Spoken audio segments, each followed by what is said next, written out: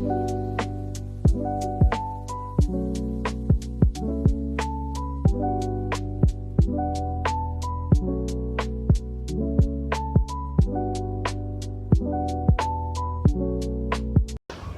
guys, welcome back to my YouTube channel. I hope you all doing well.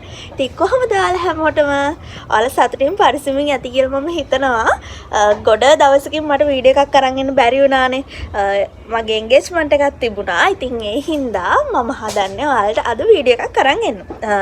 ඉතින් අද බලමු මගේ video එකේ මොනවද තියෙන්නේ කියලා. ඔයාලා thumbnail එකෙන්ම දකින්න ඇති මම මොනවා ගැනද වීඩියෝ එක කරන්නේ කියලා. ඉතින් අද මගේ හස්බන්ඩ්ට මම රස කෑම වෙලක් හදන්න යන ෆස්ට් ටයිම් තමයි හදන්නේ. ඉතින් මම හිතුවා ඔයාලත් එක්ක වීඩියෝ එකක් අරගෙන ෂෙයා කරන්න. ඉතින් ඔයාලා බලන්න කොහොමද වෙන්නේ කියලා.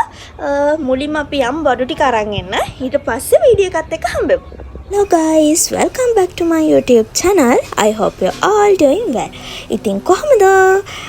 ඉතින් වෙනදා වගේ නෙමෙයි. අද vlog එක ටිකක් විශේෂයි. මොකද අද මම first time රස කෑම වේලක් හදන්න තමයි හදන්නේ. ඉතින් මුලින්ම ගියේ බඩු ටික අරන් එන්න. මම ඉතින් ඒකට මගේ අම්මිවත් එක්කන් ගියා.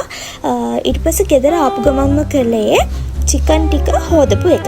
ඇත්තටම කියන්න ඕනේ චිකන් එක මෙරිනේට් වෙන්න තියන්න ඕනේ කියන එක මට හැමෝම වගේ කිව්වා. මම ඔක්කොටම කලින් මේ හැමදේම කරන්න කලින් හැමදේම උයන්නේ කොහොමද කියන එක ගැන ලොකු නොලෙජ් එකක් ගත්තා. ඊට පස්සේ පරිප්පු ටිකත් හේදුවා. යෝදලා ඉවරලා මම චිකන් එක මෙරිනේට් වෙන්න තියන්න තමයි දැන් හදන්නේ. ඉතින් ඇත්තටම කියන්න ඕනේ උයනවා කියන එක හරිම ලේසි වැඩක් හරියට කරොත්. ඉතින් මම හරිම ආසාවෙන් එදා දවසේ වැඩ ටික කරේ. ඉතින් මෙරිනේට් වෙන්න මන්නල් ලුණු දැම්මා, මේකට ගම්බිරිස් දැම්මා, ඊට පස්සේ කහ කුඩුත් දාලා හොඳට අත ගන්නවා. ඊට පස්සේ මම ඒක ටිකක් වහලා තිබ්බා සීසන් වෙන්න. ඊට පස්සේ අල ටික හොඳට හොදලා අල ටික මම මේ විදිහට තැම්බෙන්න තිබ්බා.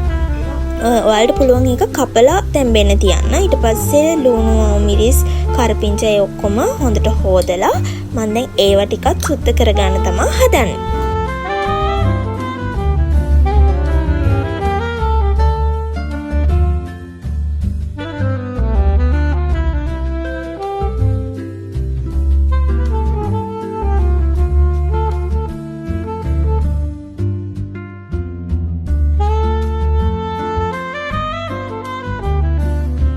මිරිස් නම් ගොඩාක් පොඩියට කපා ගන්නේ නැහැ. දිගට හීනියට තමයි කපා ගන්නේ. එහෙම දැම්මම කෑම එකත් මාරම රස වෙනවා.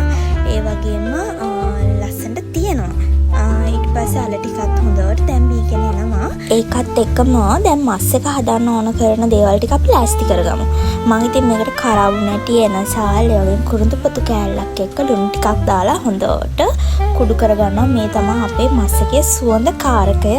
ඊට පස්සේ ඉඟුරු සුදු ලුණු දාලා ඒ ටිකත් හොඳට කොටා ගන්නවා. මම ඒක දෙපාරකට කොටාගෙන දෙපාරකට දාන්න ඕනේ හින්දා. ඊට පස්සේ අපි කපාගත්ත ඒවා ටිකක් ලස්සනට පිගානකින් අඩු කරලා ඊට පස්සේ කෙලින්ම පරිප්පුවකට අවශ්‍ය කරන දේවල් ටික දා ගන්නවා. ඉතින් ඇත්තටම කියන්න ඕනේ මෙහිම මිරිස් කපලා දාන දිගට කෑම එකත් ලස්සනයි වගේම හරිම රසයි. ඉතින් මම නම් හරිම කැමතියි මේ විදිහට උයන්න හැමදේම කපලා තියාගත්තම. ඉතින් හරිම ලේසි වැඩක් මේක. ඔයාලත් උයන කෙනෙක්ට ගෙදර. ඉතින් කොහොමද ඔයාලා පරිප්පු හදන්නේ? එතකොට ඔයාලා කොහොමද මස් හදන්නේ? අල තෙම්පරාදුව දාන්නේ කියලාත් මට කියන්න. ඉතින් තව එකක් තමයි ඔයාලා පොල් වතුර විසික් කරන්න එපා. ඊළඟට අපි මස් එක හදාගමු. ඉතින් තෙලට අබ ටිකක් දාලා ඊට පස්සේ ඒ ටිකම පුපුරගෙන එද්දී අපි තලාගත්ත ඉඟුරු සුදු ලුණු එක දාලා හොඳට හැඳි ගන්නවා. ඊට පස්සේ තමයි අපි කරපිංචා ලුණු එතනම අවමිරිස් දෙක තුනකුත් අපිට එකතු කරගන්න පුළුවන්. ඉතින් ඒකට ඔයා දාන අඩුම කුඩුම ටිකක් දාලා ඊළඟට අපි මෙරිනේට් වෙන්න තිබ්බ මස් එක දාගන්නවා. මේ අතරදී තමයි අපි ගොරක කෑල්ලක් තක්කාලි එකතු කරන්නේ. පොල් වතුර ටික තියාගන්න කියලා කිව්වේ පොල් ටික මිරික ගන්න. ඉතින් අල ටිකත් ඔහොම සුද්ධ කරලා පොල් කිරි ටිකත් පරිප්පුවකට දානවා. ඉතින් මම පරිප්පුවක දිය කිරෙන් තියලා මිටි කිරෙන් තමයි අරගන්න හදන්නේ. ඉතින් මේ අතර අපේ මස් එක මාරම රසට වගේම සුවඳ අපිට හොඳටම තේරෙනවා. ඉතින් මම තව ටිකක් මස් එක හැම තිබ්බා හිඳෙන්න. ඊට පස්සේ පරිප්පුවකටත් දිය කිරි දාලා පරිප්පුව එකත් තැම්බෙන්න තිබ්බා. මේ අතරතුරේ තමයි අල කැල ටිකක් ලොකුවට මම කපා ගන්න. එතකොට තෙල් දාන ගොඩක් ලේසි. මාළු පිණි ටික ඔක්කොම හදලා ඉවර වෙලා තමයි මම බත් එක හදන්න යන්නේ.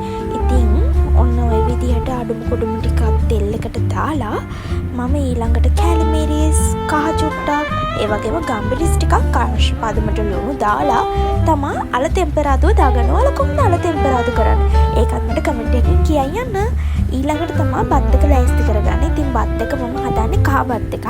ඉතින් මේකට බටර් ටිකක් දාලා ඊට පස්සේ අපි තලාගත්තු සුදු ලුණු දාලා අපි මේක හොඳට ටෙම්පරාදු කරගන්නවා. ඊළඟට ඉතින් බත් එකක් දාලා මේකට කහ ටිකක් දාලා ඊළඟට රම්ප කෑල්ලක් එක්ක වතුර ටිකක් දාලා බත් එක අපි රයිස් කුකර් එකේ තියනවා. මේ තියෙන මම හදාගත්ත මගේ ලස්සන කෑම මේසෙ. ඉතින් මම ඊළඟට පිපිඤ්ඤා සලාදකුත් තිබ්බා. ඉතින් බලමු අපේ හබීගේ රියැක්ෂන් එක කොහොමද කියලා මගේ කෑමකට. ඉතින් මම හරිම ආසාවෙන් තමයි මේ කෑම වෙලයට හැදුවේ. ෆස්ට් ටයිම් හදපු ඉන්නා පොඩි අඩුපාඩු තියෙන්නේ නැති කියලා මම හිතනවා. කෑම එක කාපු කිසිම කෙනෙක් මට අඩුපාඩු කිව්වේ නෑ. මස් එක උනත් මාරම රසයි කියලා තමයි කිව්වේ. ඉතින් ඔයාලා කොහොමද කෑම හදන්නේ? මටත් අනිවාර්යෙන් කියන්න.